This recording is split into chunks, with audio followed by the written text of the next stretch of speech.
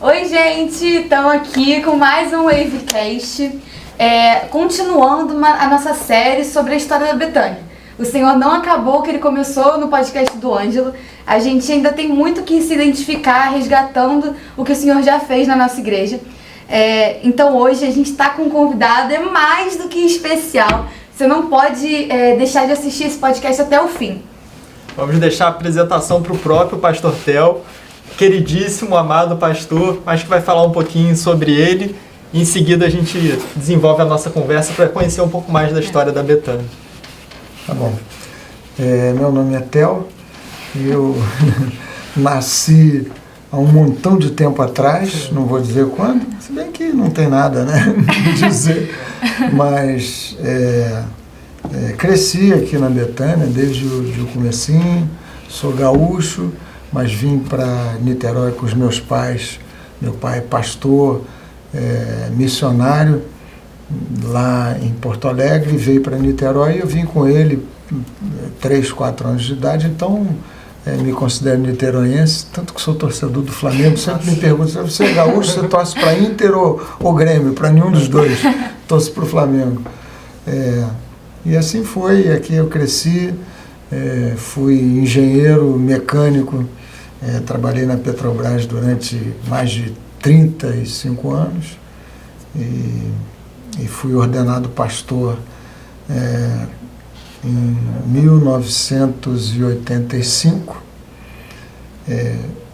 por conta da chamada da igreja para um pastor de tempo integral. Naquela altura eu já trabalhava na Petrobras e aí acabei deixando a Petrobras para ser pastor da igreja. Fui aqui pastor por 5 anos.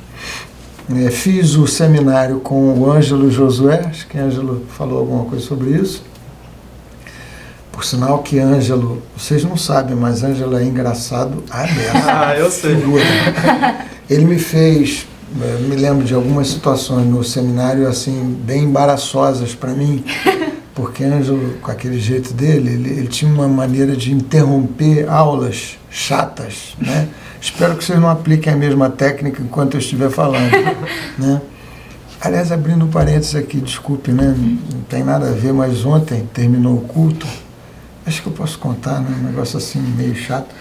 Mas uma pessoa chegou e disse para mim assim, pastor, quando você está falando, me dá um sono. Aí eu falei assim, meu irmão, ele estava do lado da esposa. Aí eu falei, e ela logo se apressou e disse, não, é porque ele sente uma paz tão grande. Bom, entendi. Claro.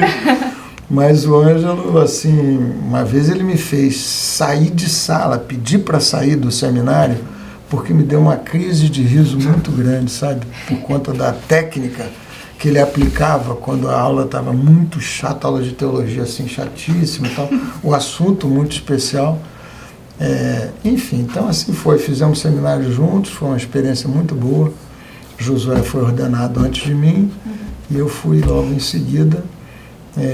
E passei 5 anos aqui na igreja como pastor de tempo integral. Depois voltei para Petrobras, para engenharia, e assim fiquei até 10 anos atrás, quando voltei aqui para a Igreja Betânia para ser seu pastor efetivo. E aqui estou com vocês, muito feliz pela vida de vocês em particular. Tá certo, é alegria nossa recebê-lo. Sim, né? nossa. Pastor Theo, no início dessa conversa, a gente queria ouvir um pouco sobre como era a juventude no seu tempo. E eu sei que é muita história, muita coisa para contar. Infelizmente, não dá para falar tudo, mas de forma geral, como você descreveria como foi esse tempo e, ao mesmo tempo, a sua chamada ministerial em meio a tudo isso, Tá certo. a relação? Até se falar um pouquinho sobre essas questões seria ótimo. Uma coisa assim que me ocorre é dizer para vocês que eu acho que é importante a gente reconhecer, eu em particular, que 50 anos atrás a Igreja Betânia tinha ou teve um peso relativo no cenário evangélico brasileiro bem maior do que hoje. Porque o cenário mudou demais, né? Àquela altura, vocês imaginem, né? Já passou tanto tempo, o número de evangélicos no Brasil era muito menor, não havia essa projeção toda que há hoje no Brasil, né, de, sei lá, 40 milhões, dependendo do instituto que pesquise, de evangélicos no país. Então a Betânia teve um peso relativo e uma importância que acho que é bem maior do que hoje, porque hoje há muitos movimentos, muitas igrejas e tal. Então isso acho que é importante reconhecer.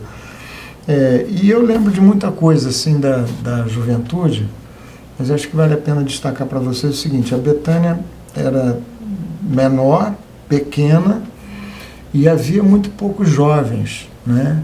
E eu, filho de pastor, estava por aqui meio perdidão, assim, né?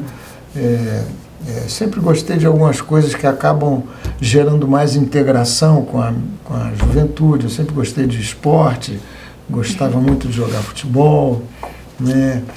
Pratiquei karatê durante um bom tempo. Essas coisas me conectavam assim do lado de fora da igreja, mas dentro da igreja não havia muitas conexões, né? E lembro bem que a gente, 3, 4, 5 filhos de crentes que havia aqui na igreja, resolveram orar para que Deus atraísse os filhos dos crentes que a gente conhecia e que um doidão daqui, dali, né, um montão de coisas. 50 anos depois, eu sei que vocês vivem um montão de desafios, mas 50 anos atrás eles eram, assim, de certo modo, semelhantes, né? Mas então esse grupinho, lembro muito bem, lá na sede antiga, aqui na Rua Major Frois, um templo menor, a gente começou a se reunir às quartas à noite, mais ou menos como vocês fazem aqui, segunda de noite. E era um grupo tão pequeno, 3, 4, não havia mais do que isso, 5, 6. A gente começou a orar num banco, o último banco lá do templo, e orando especialmente para Deus trazer de volta filhos de crentes, nossos amigos com quem eu jogava futebol o tempo todo, na Praia de São Francisco, em um montão de lugares. Eu sabia que eles viviam uma vida assim bem desarvorada, né? E olha, gente, Deus foi respondendo assim, um por um. Então, aquele primeiro núcleo nasceu como resposta direta a essas orações. Aí a gente começou uma reunião aos domingos à tarde, 5 da tarde, pensando no seguinte: vamos ver se a gente atrai essa rapaziada aqui para a igreja e eles vão ficar com a gente até o culto da noite. E posso dizer para vocês que a gente aprendeu com os nossos pais, os que fundaram a igreja, o valor da oração, sabe? Então era um pessoal que orava de verdade. E aí o compromisso era assim: a gente vinha em jejum aos domingos. Acho que eu posso dizer isso sem ser nenhuma vaidade espiritual, só para compartilhar com vocês. Então, a gente vinha em jejum aos domingos e o propósito é assim: vamos ficar aqui, culto da manhã, ficávamos na igreja orando até às 5 da tarde, quando a gente teria aquele grupinho de jovens assim.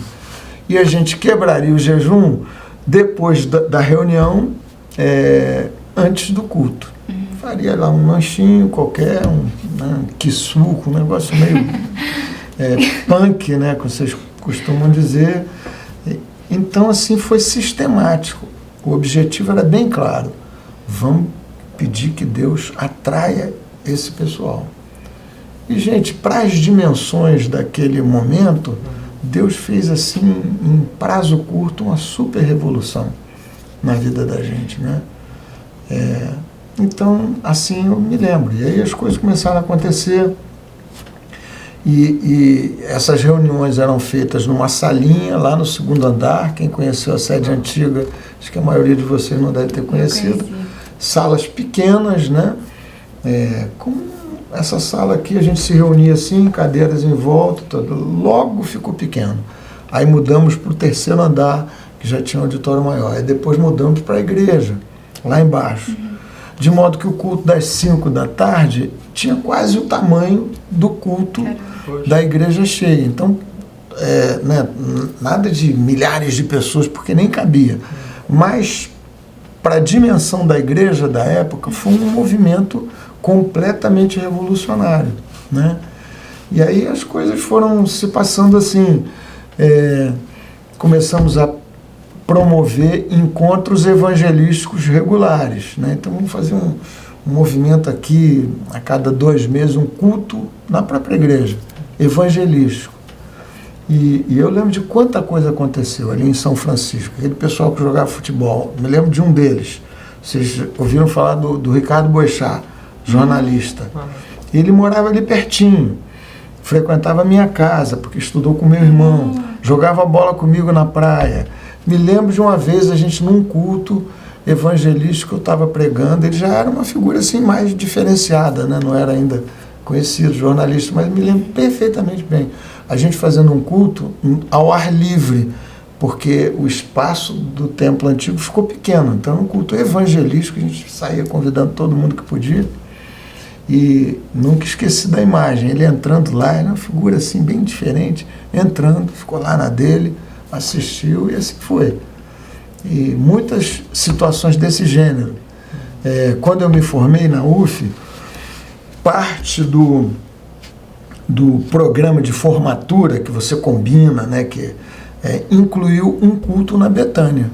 Então Poxa, que legal. Todos os estudantes, alguns ficaram meio chateados comigo, porque eu falei, não é culto culto na igreja, vocês topam? Todo mundo topou.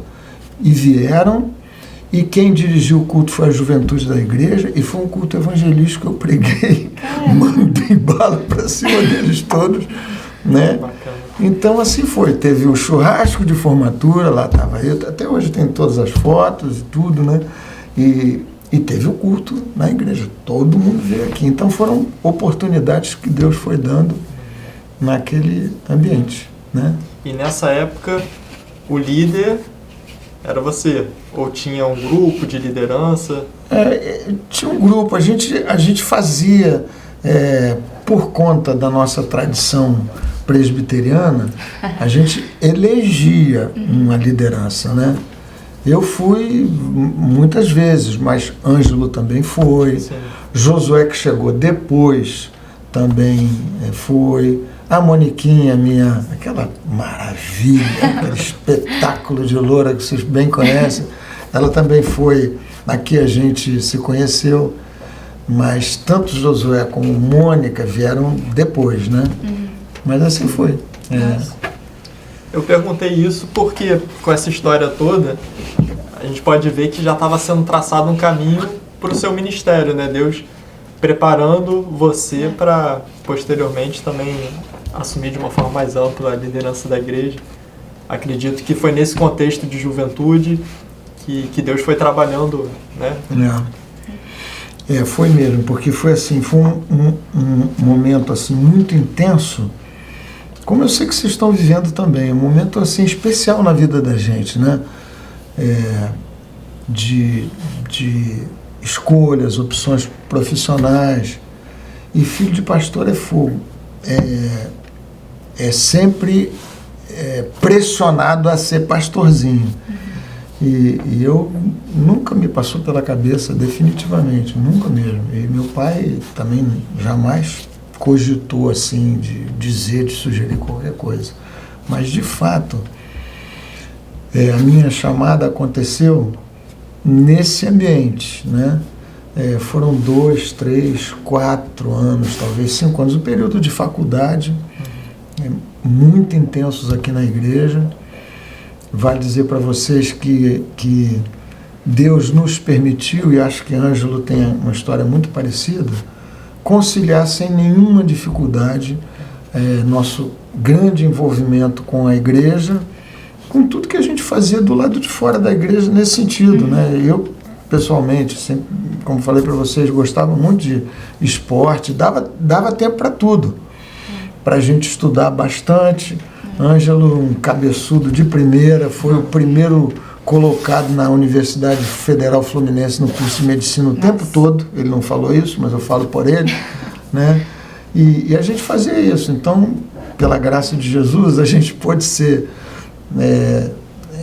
usado por Deus aqui, sem prejuízo das atividades assim. Mas foi nesse movimento que eu senti o toque de Deus, especialmente quando eu entrei na Petrobras. E aí meu primeiro trabalho, depois de um curso de formação, foi em Sergipe, Aracaju. E aí eu ser mandado para Sergipe, vocês imaginem, assim, vocês estão no auge do envolvimento, aquele fogo, tocando fogo e tudo, Deus abençoando, você vai morar em Sergipe. Aquilo para mim foi, assim, doloroso e difícil. Nenhum drama, mas foi, eu solteiro ainda, e foi lá que eu senti que Deus estava me chamando, né? Então, lá também houve uma história muito interessante, porque eu cheguei assim, realmente, com o coração bem incendiado com tudo que a gente estava vivendo aqui. Falando da Bíblia, vocês podem interromper se vocês quiserem. E tem muitas passagens interessantes aqui que eu tenho que dizer para vocês, mas fui para Sergipe, era uma igreja, a primeira igreja presbiteriana, assim, bem fraquinha, mas como a gente tinha esse background de ser da Betânia, lá chegando, o pastor logo me colocou para liderar jovens, porque não tinha nem grupo de jovens, né? E aí foi também uma experiência especialíssima. Uma cidade, uma capital, Aracaju, diferente. E o pastor deu umas ideias assim, olha, eu queria que você dirigisse um culto ao ar livre. E aqui, culto ao ar livre, já àquela altura era mico, assim, né? Não era um negócio, né? Mas lá não, uma capital do interior e tal. Então foi uma experiência para mim maravilhosa. Porque eu vinha da Petrobras, eu trabalhava assim com bota, com capacete no campo, e vinha direto da Petrobras, naquele traje da Petrobras, e subia num balde lá, num negócio no centro de Aracaju, com uma meia dúzia do meu lado, e pregava. Foi uma experiência bem legal, muito legal. Nossa, eu tô impactada, sabe?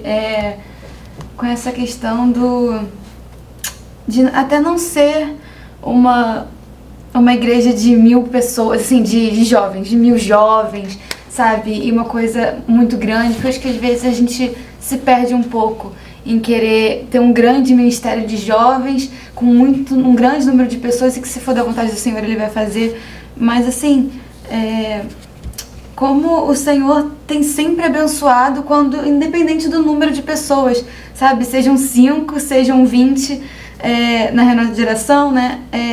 Cara, quando a gente se junta para jejuar e orar junto, como o Senhor sempre responde, e tem respondido há anos e anos, e assim, eu vejo muito a Betânia e a Wave como um lugar que realmente vai ser casa para algumas pessoas, e vai ser um lugar de formação de verdade, porque olha isso, vocês começaram orando e jejuando, e aí Deus foi trazendo pessoas, e você impactou a sua faculdade, né? Então assim, foi um lugar de verdade, de um crescimento profundo com Deus, que não acabou aqui, né? Não foi uma igreja, é um grupinho lá que se reúne lá e faz alguma coisa.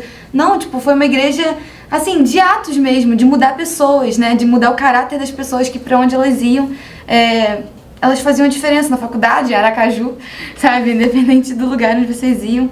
E eu acho que é a mesma coisa, sabe? Que a gente tem buscado e que a gente quer viver. De ser esse lugar, sabe? Que não vai se impressionar, nem buscar coisas que são supérfluas. Mas, cara, a gente quer ser transformado aqui mesmo, sabe? E abraçar isso aqui como uma casa mesmo. E falar, cara, apesar de, às vezes, problemas que a gente tem entre a gente também, independente, sabe? Todas as igrejas têm problemas, mas vamos abraçar essa casa, porque aqui é um lugar de transformação de verdade, né? Nossa, tô impactada. É isso mesmo, Bia. Bia, me permite aqui. Sim, por só favor. Lembrar, olha só, que você foi falando, eu fui lembrando assim, guardadas as devidas proporções, né? Porque eram 50 anos para trás, mas em Aracaju, a nossa juventude que ficou aqui, né? Que me deixou assim com tantas saudades, mandavam aquele tempo tinha fita gravada, né? Eu me lembro de um carrinho, meu primeiro carro, eu fazia um trajeto longo lá e ficava ouvindo os louvores e tudo, Josué, eles mandavam, puxa, como aquilo me aquecia o coração. Mas aí combinamos o seguinte, ó, vocês daqui, né, de Niterói, e eu lá, vocês vão se virar para fazer uma caravana, entrar no ônibus e a gente vai fazer um movimento aqui nessa cidade evangelística. O pastor de lá topou. E assim aconteceu, gente. Entrou lá um pessoal, alugaram um ônibus aqui, uma porção de gente. Vocês conversem com o Josué, com o Tony, que cuida do nosso som, que foi para lá, que era um guitarrista fantástico. Então foi um pessoal daqui com um cartaz, né, de serem do Rio de Janeiro, né, Cuba e tal. E a gente, acho que pela graça de Jesus, agitou aquela cidade, sabe? Legal. Fomos para o principal teatro da cidade, cheio durante várias noites, fizemos lá um movimento evangelístico, o governador de Sergipe nos recebeu. Caramba! A TV Globo Regional recebeu a gente, porque foi um happening, né? Um super acontecimento, né? Por uma capital de interior receber aquele pessoal. Então aqueles cultos ao ar livre, de que eu participava com meia dúzia, foram, né, turbinados pela, né, juventude daqui. Então foi muita coisa bonita que aconteceu assim, né? E foram de ônibus, foram de ônibus de Niterói para Sergipe, Paracaju. Nossa. Pergunta aí, tem uma porção de sobreviventes aqui, o Maniquim, inclusive. Foi, nossa, guerreiros. É a família, né? Vocês realmente juntaram aqui uma família, um foi pra lá, poxa, se deu a oportunidade, foi todo mundo, muito legal.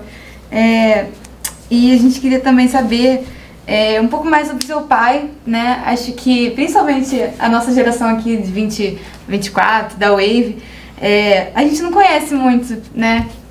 A história e quem ele foi, e a gente queria que você contasse um pouquinho, assim, como ele era como pessoa, o ministério dele, como foi a chamada dele para essa igreja, para começar isso tudo.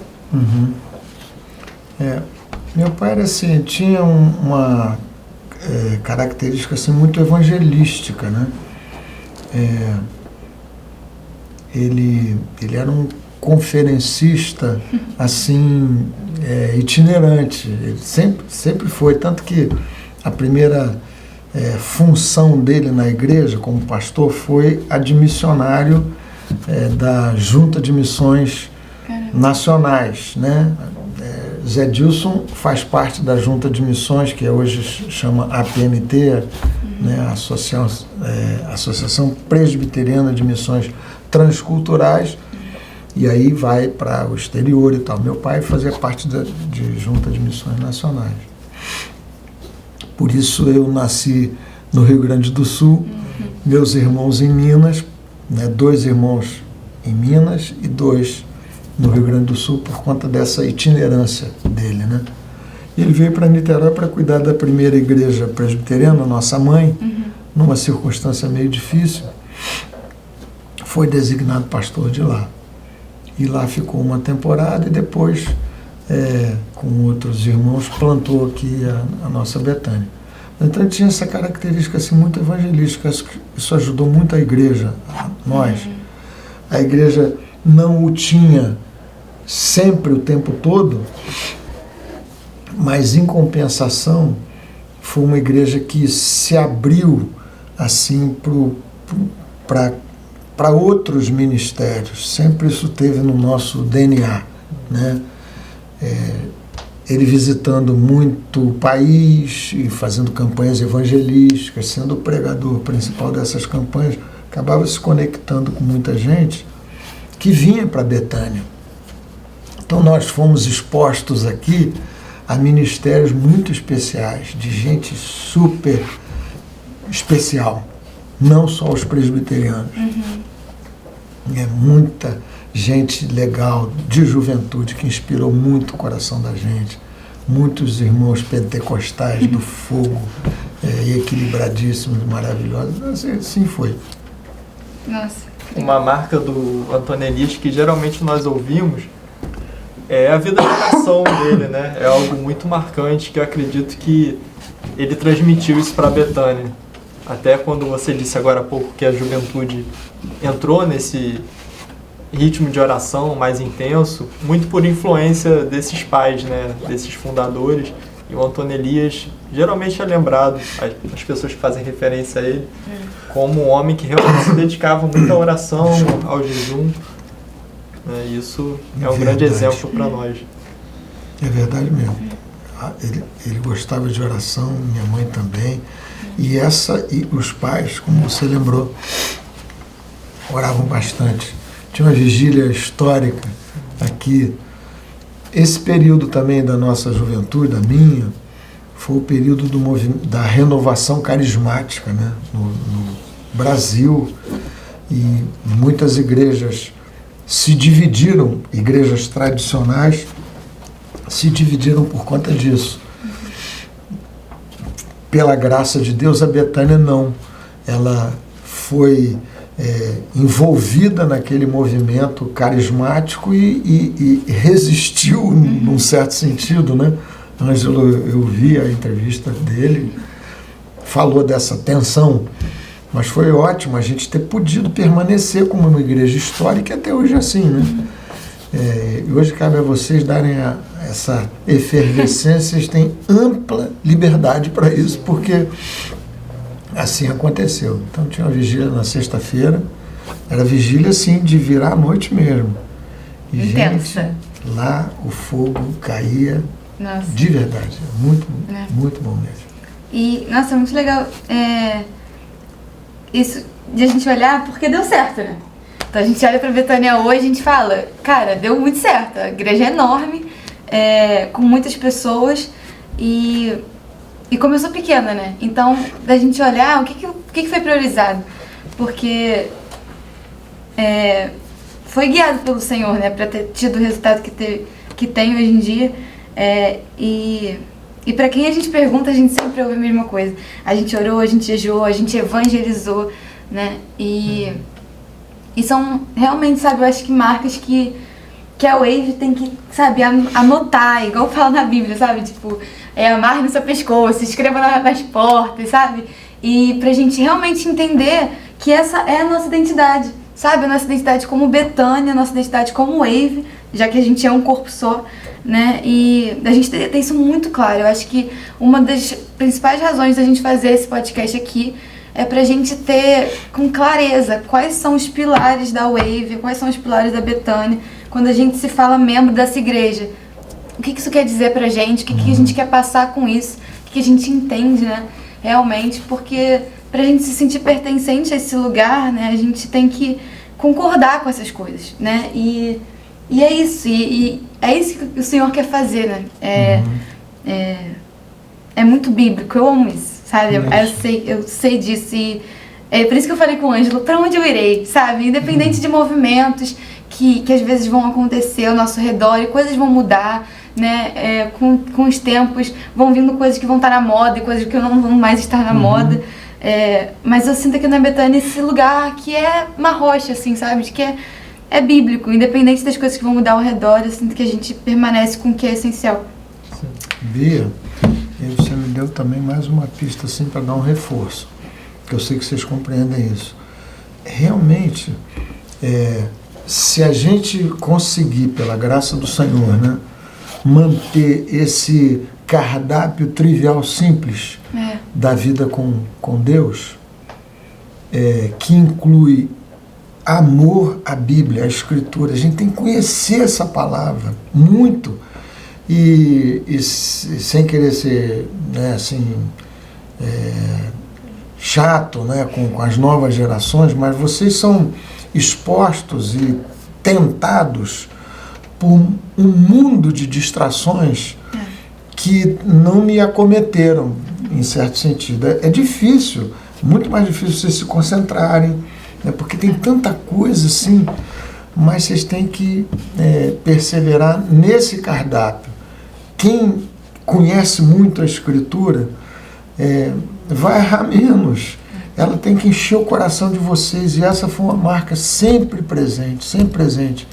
Me lembro assim, de um garotinho na igreja participando de concursos de decorar texto bíblico. Que legal! Gente, eu tenho textos gigantes na cabeça. Ontem o coral estava cantando aqui aquela passagem de Atos, capítulo 1, os dois anjos que encontram os discípulos e dizem assim: varões galileus, por que estáis olhando para as alturas? Este Jesus que dentre vós foi assunto ao céu, assim virá do modo como viste subir. Eu decorei esse versículo quando eu tinha, 12, 13 anos, para recitar diante da igreja, porque era um concurso que a igreja fazia, a escola dominical, assim, você tinha uma lição, um monte de versículo pesado, grandões, e durante semanas a gente ia recitar na frente de toda a igreja, e quem conseguisse 10 naquelas provas ganhava como prêmio um retiro grátis lá em Palavra da Vida, que já existia lá em São Paulo e tal. Então, meninada ficava naquela coisa. Então, isso marcou o coração da gente, uma igreja que amava a Bíblia, ama, né?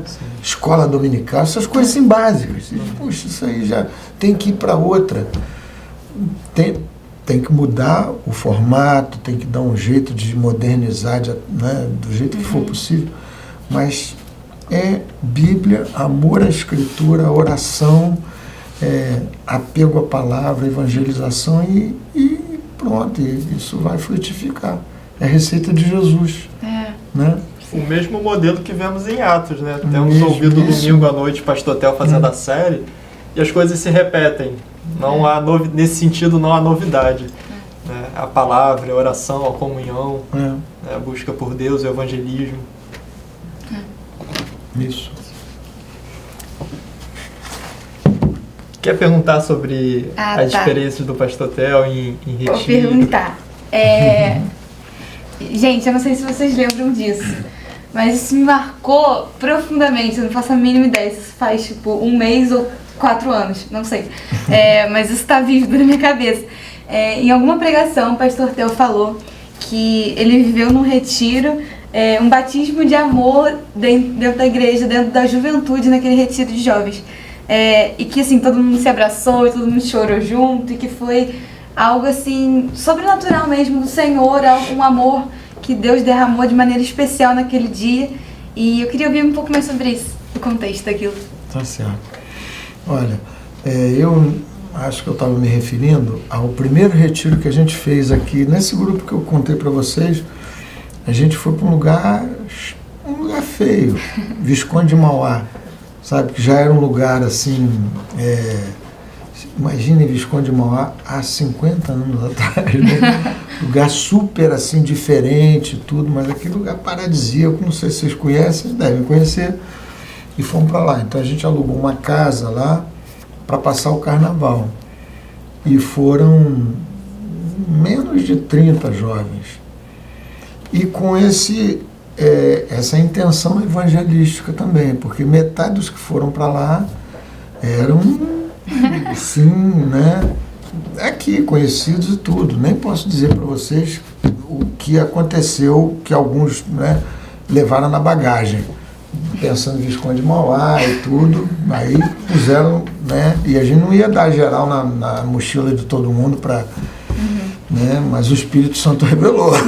Então, como preparação, de novo, me lembro bem, quem dirigia aquele retiro, aquela meia dúzia ali da direção da juventude, sabia do desafio.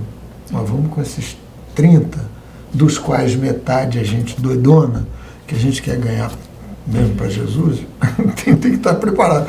Passar um carnaval juntos vai ser, né, desafiador. Então a gente se preparou mesmo. Assim, de novo, pelo menos uma semana assim, na véspera, além de toda a preparação que vocês têm e tal, mas olha, foi uma semana de consagração pesada, né?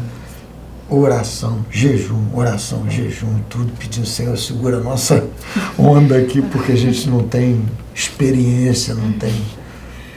E aí aconteceu uma coisa muito maravilhosa. Chegamos lá, dificuldades de relacionamento, né? Porque um pessoal, metade foi para sei lá se o termo é zoação, sei lá o que era, e com essa bagagem estranha, né? Que quando queima, cheira, tem um cheiro característico, um negócio horroroso que não tinha nada a ver com um retiro. E lá foram essas dificuldades que a gente teve, né? E assim nós fomos lutando. Tinha um futebolzinho lá contra os locais, que era um lugar bem legal e tal, mas um belo dia, e os nossos cultos. Mas uma certa noite, o Espírito Santo se derramou sobre a vida da gente.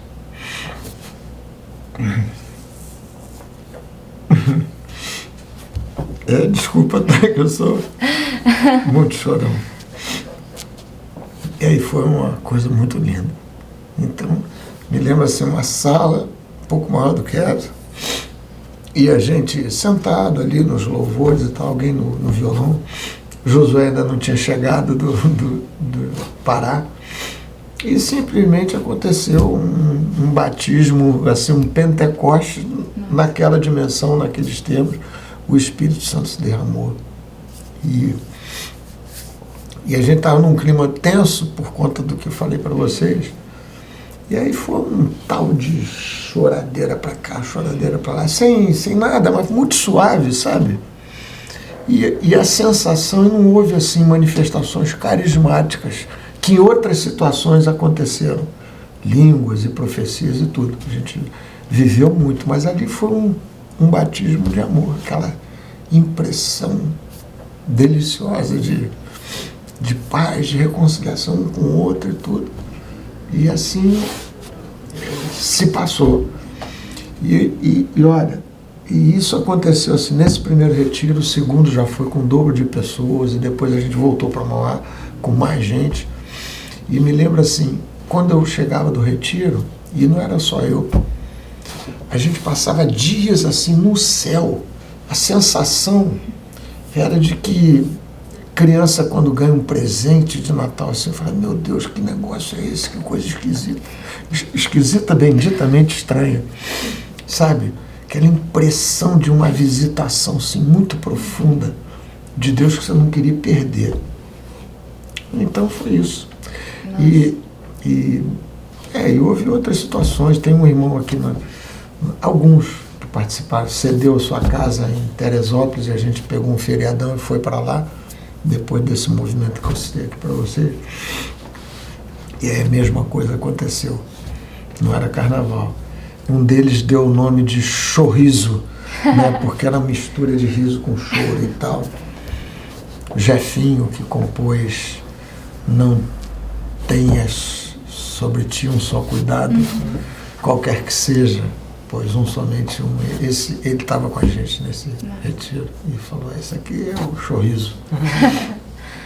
Nossa, que incrível. E eu acho muito legal isso, de ser muito simples, né? E esse outro que você falou não foi nenhum retiro. Vocês se reuniram, foram para um lugar, né? E foram buscar o Senhor, e o Senhor fez algo tão surpreendente que é vívido para você até hoje, né? E eu acho que isso também, essa questão do batismo de amor, eu acho que é algo que a Wave precisa buscar, sabe? Eu acho que, não sei se a gente pensa muito sobre isso, sabe? E porque às vezes eu acho que a gente vai buscar, talvez, não sei, experiências com o Espírito Santo e outras coisas, e respostas para as nossas perguntas, que são muitas, né? Juventude, o que mais a gente tem é pergunta.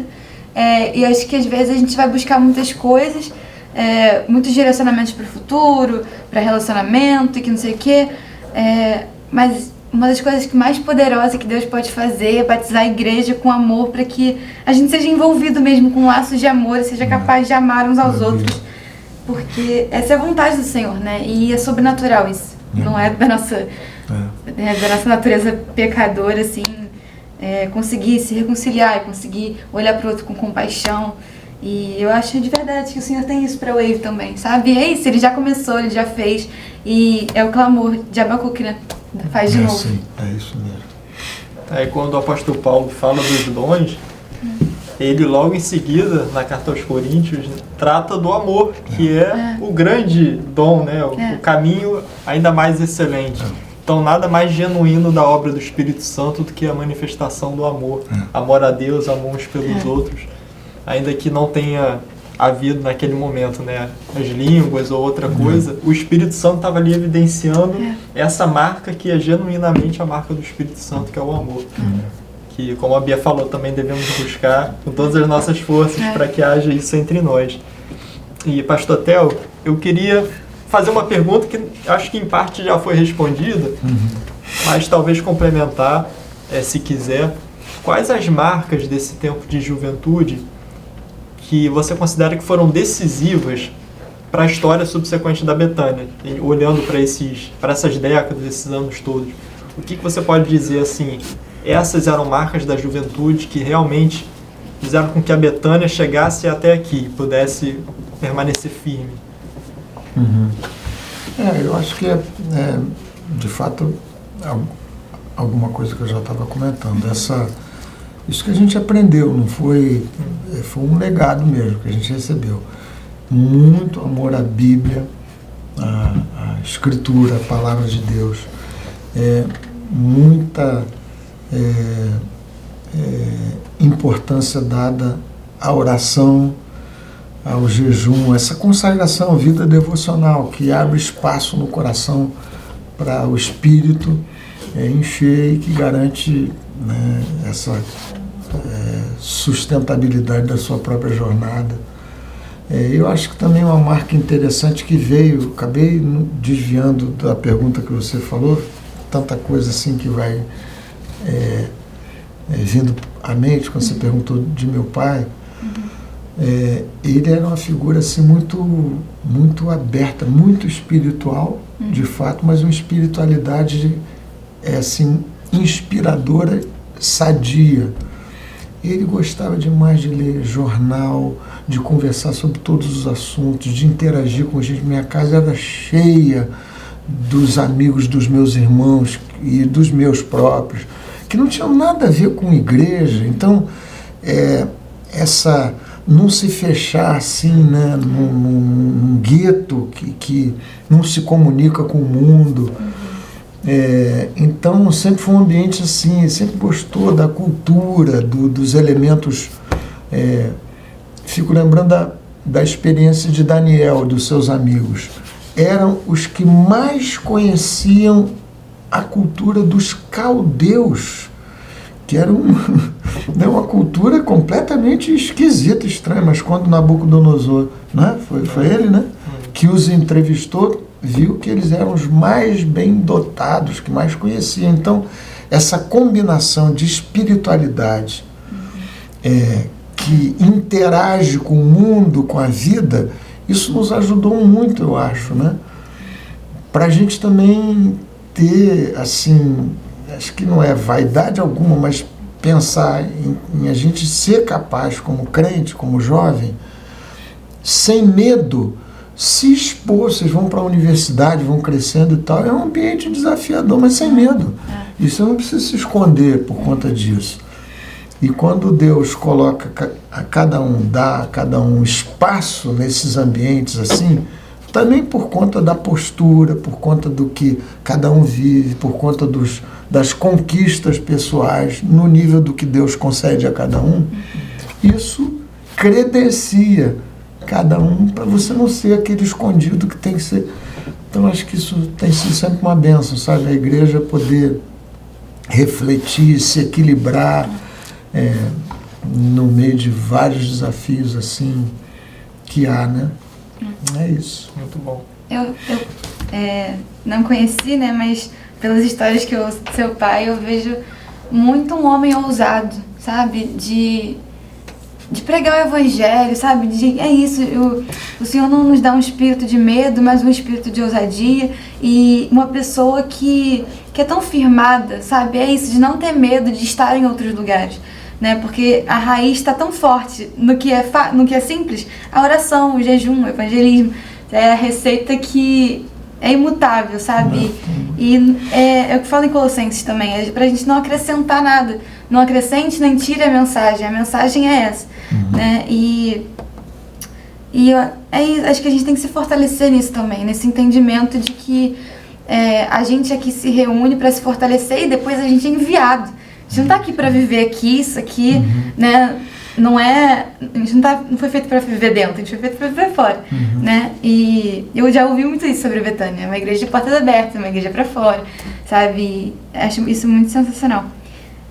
E uma igreja, Bia, complementando, que é mãe de outras igrejas.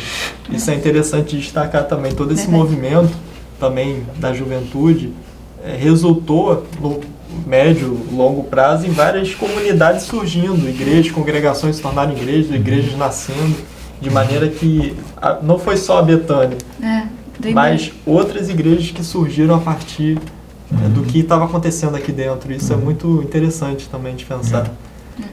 Isso é o legado, né? É um legado da Betânia, é um legado do que o seu pai fez. E agora eu sinto muito que a Wave tá com a faca e o queijo na mão, sabe? E é a nossa hora de começar a preparar o caminho para o nosso legado, né? Para o que a gente vai deixar, o que a gente vai contribuir com a Betânia, com o Niterói, com o Rio de Janeiro. Então, acho que para a gente finalizar, entendendo que, cara, a Wave é o nosso tempo, agora a gente tem que fazer, e no que a gente vai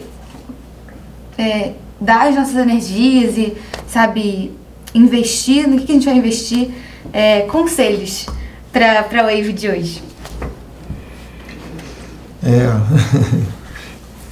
Olha, eu vou pensar o seguinte, eu já citei Daniel, eu acho que Daniel é um modelo bonito de uma espiritualidade que se conecta com o seu mundo. Vocês sabem da história de Daniel, ele foi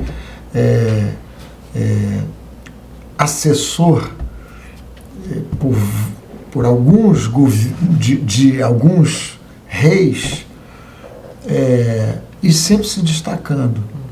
Então ele não teve medo de ocupar aquelas posições difíceis com os caldeus, depois com o rei Dario, da Média, da Pérsia, né, num outro movimento, mas sempre se destacando e sempre se mantendo fiel a Deus. Então, acho que ele é um modelo interessante, não ter medo da cultura, vocês têm que estar conectados. Ontem eu dei uma rabiada aqui, assim, uma derrapada no meu sermão, porque eu falei que eu nunca tinha ouvido falar do Alok, aí me chamaram, você está por fora. Eu falei, não, você não sabia que era, né, mas vocês têm, né, vocês estão ali o tempo todo, saber o que, porque como é que a gente vai se conectar com o mundo sem a gente saber quais são as perguntas que eles estão se fazendo, para repetir John Stott, que diz assim: a evangelização é a criação de uma ponte entre o evangelho e um ouvinte a ser evangelizado. E muitas vezes a gente sabe de onde sair essa ponte, né? Da escritura, o evangelho que é imutável, só que a gente não sabe onde chegar, porque a gente fica respondendo a perguntas que esse pessoal não está fazendo. E para eu saber quais são as questões, eu tenho que estar ali, claro, não é fazendo as mesmas coisas, mas eu tenho que estar ali o tempo todo aberto. Então, acho que esse modelo é interessante. E aqueles conselhos do texto de Eclesiastes, que termina dizendo: jovem, se alegre, aproveite a sua juventude, porque a primavera da vida é um maravilhoso espetáculo, tudo. Tem coisas que só nessa idade, a vitalidade, essa febre de sonhos, de tanta coisa, entendendo que Deus vai pedir contas e que isso passa muito rápido. Então vocês têm que viver com, né, sem as dores que a juventude acaba impondo, tentando driblar isso para aproveitar esse momento maravilhoso, incomparável, e ao mesmo tempo tendo em vista a eternidade, sabendo que passa muito rápido. Muito bom. Amém. Ótimo. Pastor Theo, nós agradecemos muito a sua participação. Sim. Muita riqueza, muita coisa boa. Inclusive, Bia, teremos que ter outras conversas, por favor, outras oportunidades. Sim. Que é um privilégio muito grande ter o Pastor Theo com a gente. Para mim é privilégio. A história da Betânia é muito rica. E para nós, jovens da Wave, é realmente o que a Bia falou. A nossa sensação é que temos que levar adiante, temos que honrar aqueles que vieram antes de nós e fazer algo no mínimo à altura. A gente não pode deixar isso de lado. Temos que continuar essa história e buscar a face de Deus, sermos como Daniel, influenciarmos a cultura e deixar que o reino se expanda no poder do Espírito Santo. Amém. Amém. É isso, gente. Olha, até o próximo. Me deixa aqui só dizer uma coisinha Sim, a por mais favor. de tanto que eu falei. Eu quero, sem demagogia, dizer para vocês que vocês estão abençoando muito essa igreja. Nessa geração aqui, sabe? Vocês são especialíssimos. Ainda que eu tenha pouca interação, mas eu vejo vocês nas vigílias, no que vocês fazem. Estive aqui recentemente, num sábado, encantado, falando, meu Deus, que maravilha, que eles estão por aqui. Então, Aleluia. continue. Ai, meu coração. Assim eu não aguento. Então tá bom, gente. A gente fica por aqui. Até o próximo Wavecast.